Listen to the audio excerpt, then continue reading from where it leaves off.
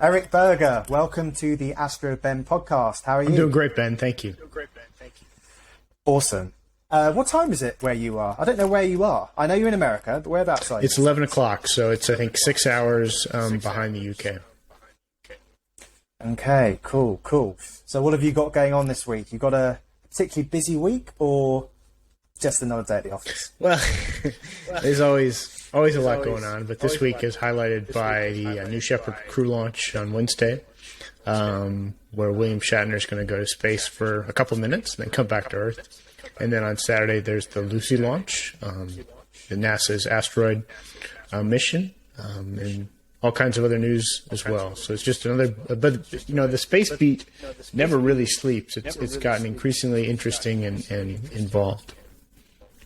It does feel like that, doesn't it? Like every week there's some sort of launch or announcement to look forward to. It just seems like there's momentum building. It's a dramatic change since the 2000s, 10 to 15 years ago, when there was not a whole lot going on besides what NASA was doing, and then some of the international partners.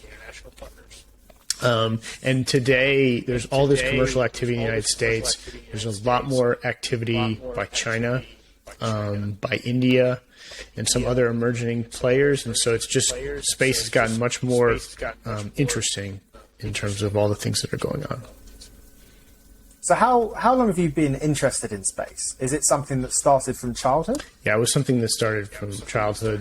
I grew up in a rural part of the country, and so I'd spent time looking up at the sky and just, became fascinated by astronomy, and eventually became more interested in space and space policy and human space flight.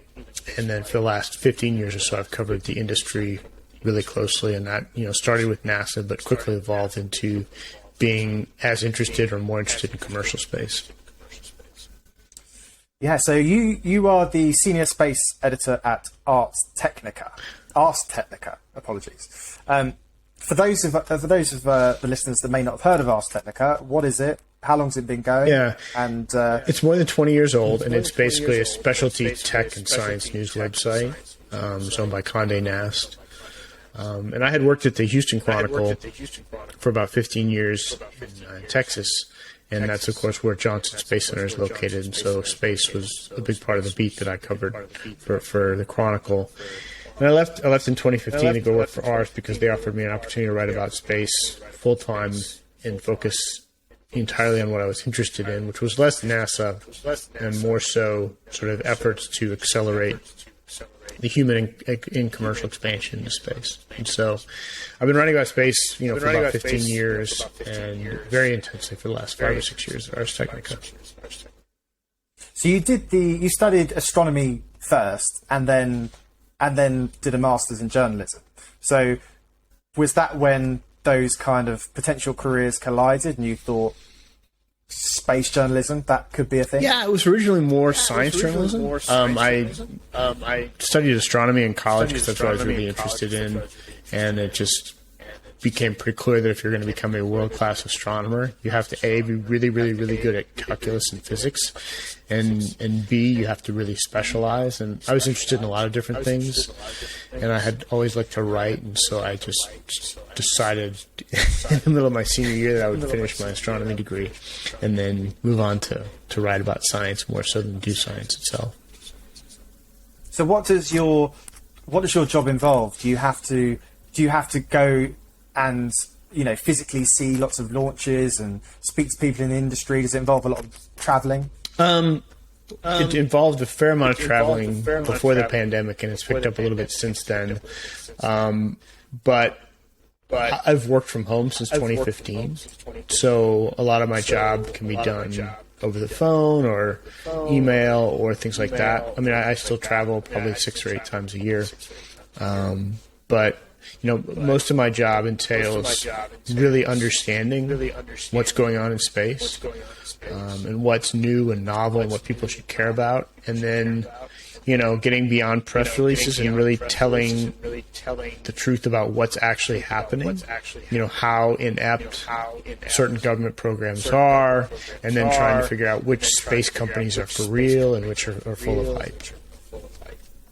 Yeah, so do you, just on that, do do you feel like you have full sort of independence to say your personal opinion about what, especially private space companies, are doing, or because you're sort of owned by Condé Nast, a larger company, there's certain sort of the parameters of things you can and can't say? Well, one of the reasons I took the job was because I was told I could write about whatever I wanted to write. And since then, there have been absolutely no strings attached. I mean, I could write 10 articles in a row about how a certain company is the worst company in the world. And I don't think my bosses would say anything. They basically trust my judgment to call it like I see it and report it as it is. And so that's what I try to do. And to answer your question, is no, there's been no interference at all. That's brilliant. So what is going on in the industry? I mean, from my point of view, sitting here in the UK, there's a lot of, well, in the UK press, there's been a lot of hype about the billionaire space race, Bezos going up, Branson going up, but not really much talk about Generation Artemis and the kind of real goals here. Is that the same in the US, or is it slightly?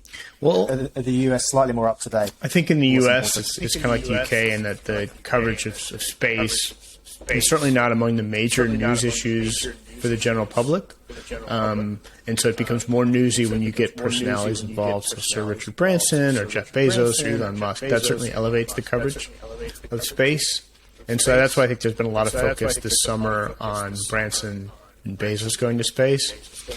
And I think, the way I would look at it is that the suborbital space tourism, while interesting and important in the sense that it gets more people access to space, is really kind of a sideshow to the big game, the big prize. And by the big prize, I mean human expansion into space and the economic development of space. And so we're talking about Earth orbit, lunar surface, and outward from there.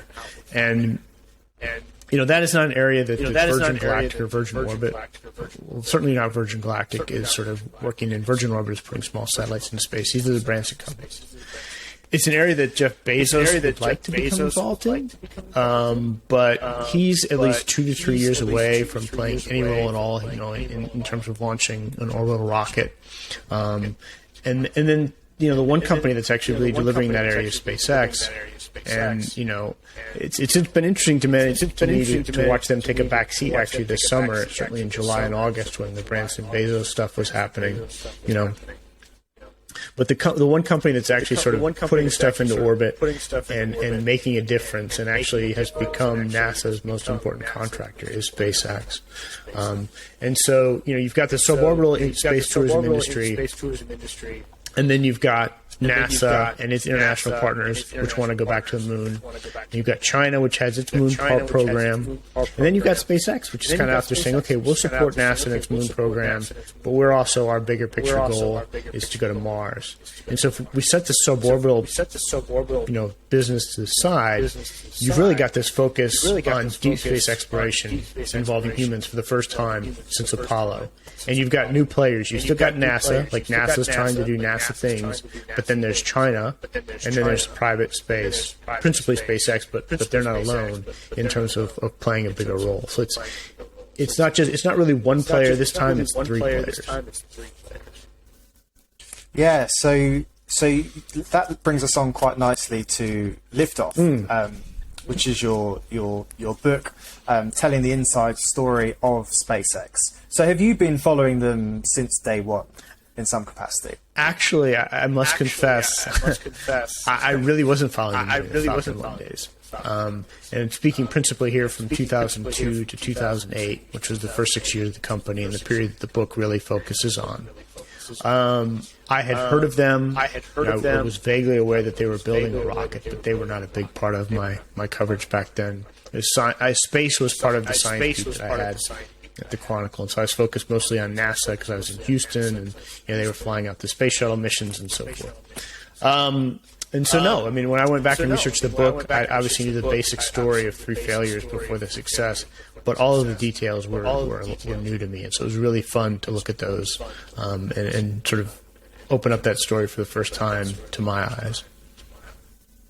Yeah, so but perhaps you could. I mean, I know the how significant the fourth flight was, but perhaps you could tell our listeners kind of why that was such a tipping point for the eventual success of SpaceX. Yeah, so I mean, when SpaceX was founded in 2002 by Elon Musk, he had the crazy goal, even back then, of sending people to Mars, which seemed insane because it was just a small company. And he had sort of had the big picture steps out on his mind. He's like, okay, we need to bring down the cost of access to space, so we need to build reusable rockets, and we need to fly people into space, and we need to build bigger rockets, and sort of he was looking to get government contracts to help support and fund that work. But none of that was possible unless they took the first step, which was building an orbital rocket. And so that's what they were trying to do with the Falcon 1, which was a simple booster with a single main engine and a single upper stage engine. And the idea was it could put a few hundred kilograms of payload into low Earth orbit. No private company had ever built a liquid-fueled rocket like this before. Certainly not without government funding. And so what they were trying to do actually was hugely challenging. And they failed 3 times. And so, by August, in September of 2008, they were out of money. They had no more parts for rockets. NASA had lost confidence in them, and it was basically fly or die with this last Falcon 1 rocket. Yeah, it must have been for the core team that were involved in that. They probably knew the significance on that launch going well, and I can only imagine the relief when. Well, they all knew. They all knew. They had actually flown. They had expected success on their third launch attempt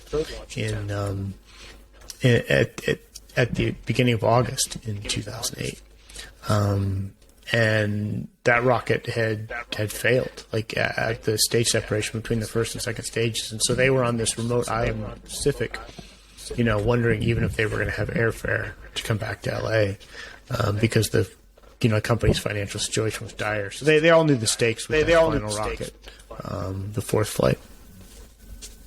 So for that book, when was it released? It was released in March. Awesome. So how long did it take you, and how much access did you get with people involved in the company to get real insight? Yeah, so the book came out in March of 2021. And I started working on it 2 years earlier, basically. And so I spent about a year reporting and writing it, and then the editing process took a while, as it does with books. But I had gone to Elon Musk in 2019 and said, I think that it's time to tell the story of the Falcon 1. He is not the biggest fan of journalists, but he was familiar with my work, and I think respected the fact that I understood what the commercial space industry was trying to do and SpaceX's role within that. So he basically agreed to talk to me and said that I could come in and talk to anyone at the factory who I wanted to. And sort of his agreement on that score basically, I think, freed the former employees, all of the early employees at the company, some of who had talked to Ashley Vance for his fine biographies, many of whom had not. But basically they all felt free, basically, to tell the story. And what was really interesting to me is that a lot of them had kind of been waiting to really tell their memories of this. A few of them had thought about writing a book themselves, but they were all basically grateful that this journalist had come along who kind of understood the magnitude of what they had achieved and was hoping to put it down into a story. And so they were all pretty eager to talk. And so I did lots of great interviews and had access to all this wonderful information and was able to put it together in kind of a narrative that sort of reads a little bit like a thriller, because the hurdles and stuff that they went through to actually get to orbit are pretty significant. You think about it, you think, well, the Falcon 1, who cares, right? It was a rocket they only flew 5 times, and they've launched the Falcon 9 125 times. So who cares about the Falcon 1? All of the seeds of their success were planted, in those first 6 years. And to understand why SpaceX was able to do what so many other companies have tried to do and fail, and why they're successful today, you can find answers to a lot of those questions in those early days. That's so interesting. So, I mean, it's due credit to you that you were given that sort of access. It was probably because of your sort of real passion for astronomy and a sort of a technical level that people felt comfortable, and Elon especially felt comfortable talking to you, because I've seen interviews with him where, journalists ask questions that are, not particularly constructive, and he seems to be a lot more receptive to quite factual, questions about the engineering of the rockets, that kind of thing. Was that your experience with him and the company? Yeah, I mean, first of all, you're right. He would much rather answer a question about the engineering details of a rocket engine than he would like to say, well, how do you feel about Jeff Bezos going to space today? That's not the kind of question he wants to waste his time answering. But he gave me instruction. He gave me before writing the book. And the book, by the way, is completely independent. He had no review of it or anything like that before it was published. But he just said, be accurate. And tell the story accurately. And so, I mean, I think I did that. But that was his main goal, is that it be factual and not sort of sensational. I don't know. I guess he was maybe worried about that. But you're absolutely right. He's much more comfortable. I mean, he is at his essence kind of this nerdy engineer. Who is very much comfortable, getting very deep into the woods on these technical issues, and I think struggles with some of the public-facing aspects of his companies. And certainly, he can appear to be awkward, or he can be, rude or short with people, because if he feels like someone is wasting his time, he's trying to get rid of that person as quickly as possible. So was there anything that surprised you about the conversations you had with him or anyone else within SpaceX? Well, one of the things that I was most interested, the questions I was most interested in addressing is like how much of the success do you actually attribute to him personally versus someone with money who came along at the right time with the right idea and hired the right people and got lucky. And I think the answer is somewhere in between, but it really is inescapable to that SpaceX's success is due to Elon Musk. Everyone I talked to gave him enormous credit for being in the room when they were holding these really difficult meetings and sort of addressing the most difficult questions first. And providing a clear vision and the energy to keep the company moving forward every single day, and trying to attack problems in new and different ways, and keeping down costs and keeping to these ridiculous schedules. That all goes back to him and his energy. And I think that is really borne out, too, when you step back. And you look at the fact that SpaceX was founded in 2002, and it's done like 130 orbital flights, and humans, and Starlink, and all this other stuff. That's, pretty amazing. And you look at Blue Origin, which was founded by Jeff Bezos. Similar goal, right? Building a space transportation company with large orbital rockets, and Blue Origin is just incredibly far behind.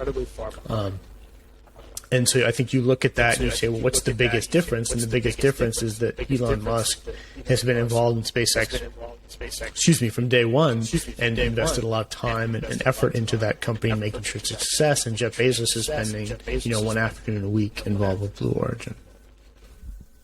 Yeah, I agree. Well, obviously Jeff Bezos has stepped down as Amazon CEO, and I don't think he's going full-time with Blue Origin, but he's certainly giving more time to Blue Origin. Well, a little bit. I mean, the latest report was 2 afternoons a week. So he's not living in a $50,000 house in West Texas, to keep them on track with the BE4 engine. That's for sure.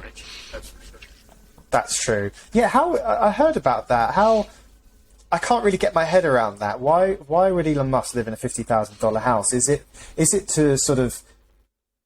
I don't think he'd do things just for PR reasons, or is it because to sort of to inspire his team to show the commitment to the cause? Yes, I think it's a couple of things. First of all, he's not living there full time, but he does spend a lot of time in Boca Chica, Texas. And if you've ever been to the Starship site, it is 30 minute drive from the closest really hotel or big house, and there's this tiny Boca Chica village nearby with these small houses. And most of the people have sold out to SpaceX now. It's a bit of a controversy, but there literally is like nowhere close by to stay there unless you're in this small village. And so so he's not wasting an hour a day driving back and forth, or 45 minutes or whatever. He just stays in a small little house when he's there, and that's fine with him. Like he's working most of the time anyway, so the quality of accommodations I don't think matters to him a whole lot. No, that's fair enough. So have you been to the Starship site? Yeah, several times. It's pretty incredible. I've been there before they put up the big tents, and after they put up the big tents, and the amount of work that they were able to get done in a short period of time is pretty astounding. That's awesome. So you obviously know a lot about the industry, and especially SpaceX. But where do you think the space industry is heading? Do you say in 10 years' time, what do you think you'll be reporting on in a decade? It's a great question. It really depends upon a number of factors. Is SpaceX going to be safely flying astronauts to and from the International Space Station, all that time? Because if they have a human accident, they have lots of critics in Congress who don't like the way they've disrupted the industry. And so you could see if there's an accident, regulators or Congress leaders really stepping in to slow down SpaceX's progress. Are we going to see some kind of significant orbital debris issue from Starlink or OneWeb or one of these other satellite constellations that are being put up? Because, we're almost exponentially increasing the amount of objects in low Earth orbit. And, do we get into a Kessler syndrome type situation where we render some orbits, untraversable? And so that's a big concern I think I have over the next 10 years. And then, we have to think about, is Congress committed? Are the Chinese programs, timelines realistic? I think, though, in a decade, we will be in a situation where we are in low Earth orbit now, in the sense that you will have NASA and international partners doing some operations on the surface of the moon, and you'll have China either about to land or have already landed and beginning some kind of surface operations as well. I think that sort of as this Chinese-U.S. conflict extends, it becomes maybe a dominant, geopolitical theme, that it will extend into space. And so that's where we'll be, in sort of trying to demonstrate different achievements on the surface of the moon. Yeah, I think that's a pretty reasonable and well thought out prediction. And I share your concerns about what happens if we have a tragic human loss of life and orbital debris. I think they are two of the sort of big things that can rock the boat. But there seems to be such a growing amount of public and private support for SpaceX. I think this week there's been a sort of a share evaluation or something, and now SpaceX is valued at there was $200 billion. There was a sale of private shares of the company valued it at $100 billion. So yes, it's extremely valuable. But they could still be tripped up. It could be like, as I say, some kind of human casualty, some kind of high profile launch failure. They've been it's been 5 years now since they've had a launch failure. So that's really significant in terms of their reliability. The other thing, that really concerns me, and I think is kind of a wild card, is the militarization of space. The creation of the Space Force. The Trump administration talked a lot about space dominance, and so you've seen that language show up in Europe and show up in China and elsewhere. And it's not inconceivable that you could get into a situation where, we're trying to take down the satellites of adversaries. And so that's kind of another wild card in terms of where we are in space, because you've got this this complex interplay between civil space agencies like NASA, between the private space sector, SpaceX, Boeing, Lockheed, all the private companies doing things in space, and then military space, which frankly provides the lion's share of funding for launch companies and for satellite companies. And all these new space companies are out there trying to win funding from the Department of Defense. So it's very hard to predict. I would just go back to what we talked about at the beginning, Ben, where space has become such a dynamic place. It's for one thing, it's really interesting to cover. It keeps my life very interesting, and for another, I think it's becoming increasingly important in the everyday lives of people around the world. Broadening the conversation in terms of journalism, we live in a world where anyone can say anything online, and you get the fake news argument. Do you think the space industry is at the moment kind of separate from that? Because there doesn't seem to be, apart from the moon landings were faked, there doesn't seem to be a lot of misinformation about the space industry. Do you think that's potentially another threat to these long-term strategies? I mean, maybe. I don't know where this. Certainly, there is a growing sense that a lot of the population in the United States and maybe elsewhere around the world does not accept facts that don't contort to their worldview. I think space is so far down the totem pole in news that it really isn't susceptible to that. Sort of this fake news. I mean, it's not politics. It's not climate change. It's not a bunch of things. It's sort of space. And for most people, their interest in space is kind of a mile wide and an inch deep. And so, okay, NASA is good. They do interesting things. They take pretty pictures of planets, but it doesn't really matter to me. Although, the Space Force kind of made it a little more political, but again, I think it was generally positive. People liked the Space Force for the most part, and so, they may not have understood what it was, but they liked the fact, the idea of sort of the military getting involved in that area. So fortunately, I think space has flown far enough under the radar that it's escaped that, but, who knows, it could be sucked in. If there's some kind of complex or complicated or controversial issue that involves space, then it'll get sucked right in with all the rest of it.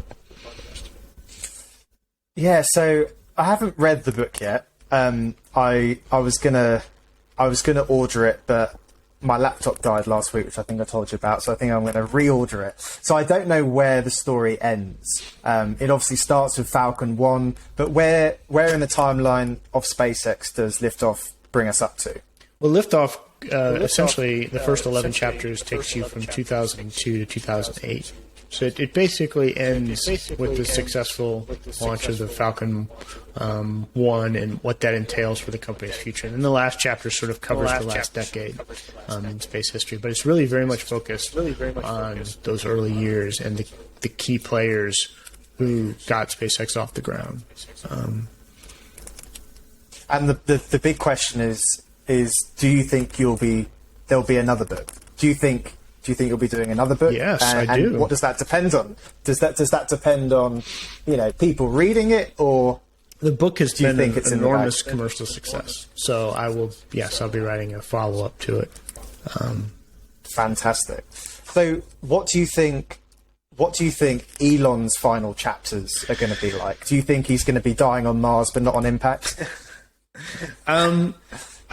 No, I don't think so. I don't know what Elon's final chapters are. I would say it has been an amazing 20-year run for him in founding SpaceX and Tesla and making both of those companies commercial successes. He has essentially taken on two of the most largest and dominating industries on the planet. The aerospace industry, which are these huge government, the biggest U.S. contractors are aerospace industries.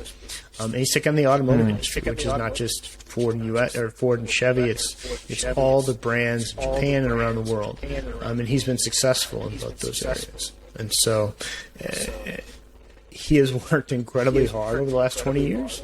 And the fact that he's still going as hard as he is, he works. It's exhausting to be around. He's like always thinking, always going, always pushing. And that's the only way to keep these companies moving forward. So we'll just have to see how long he can keep that up. He just turned 50, and it's what he does is very hard.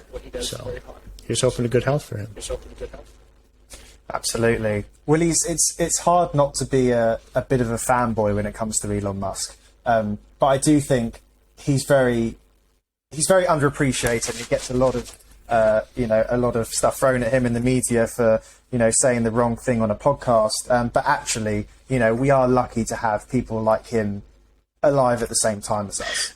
Because if it's just politicians and people and Z-list celebrities, I think, there's no sort of meaningful progression as a society. I mean, Elon is abrasive. He can be rude. He can be condescending. He has faults, just like all human beings do. But what I admire about him and find so fascinating is that when I look at a problem like climate change, or the fact that NASA hadn't been back to the moon in 50 years, my thought is that really sucks. That's a shame. And he looks at those problems. He says, well, how could we fix that? And then it's not just like having the idea, the way to fix that is to build a rocket that you can reuse and use and use and use again, or it's to make electric cars cool. I mean, so it's one thing to have the idea. It's another thing to actually do all the hard work to implement that idea and then make it a commercial success. And so he truly, people say, well, he wasn't formerly an engineer. No, he's an engineer. He looks at problems in the world and he solves them. And that's fundamentally what great engineers do. And there's valid reasons to criticize Elon. For things he says or things he does, but one thing that just grows really tiresome to me is this idea that he is somehow grifting off of U.S. taxpayers, and his companies are vehicles to get federal dollars to enrich himself. With SpaceX, he has saved the U.S. government literally billions of dollars, and perhaps no more so than with the Commercial Crew Program, where if SpaceX didn't exist, NASA would still be buying seats from Russia at half $500 million a year, waiting for Boeing to deliver on its Starliner spacecraft. So, I mean, he has delivered enormous value to U.S. taxpayers. And you mentioned celebrities and politicians. And again, the thing that I admire about Elon is he actually builds things and, tries to solve problems. And that's just there are not enough makers and builders, I think, in our society today. There's lots of commentators like me and other people sort of talking about these things, but there's relatively few people actually out there doing it. So I always admire the people who are doing it. Absolutely. Well, it's been great to chat to you, and I really appreciate you coming on. I'll let our listeners know how to buy Liftoff. Aside from your professional work as senior space editor at Ars Technica, what do you do in your personal life? Do you have a telescope? Do you still do astronomy? What do you do when you're not working? I live in Houston, Texas, so the telescope's not much good. Too much light pollution. But I've got a great family, a couple girls, and I like to go bike riding and running when I can. So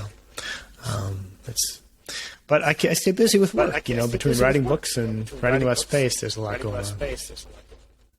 Yeah, I guess the kind of hobby and work sort of, when that interlinks, then you've got it pretty. That's good. right. When you spend your time writing and thinking about the thing that you're most interested in, you've got it pretty good.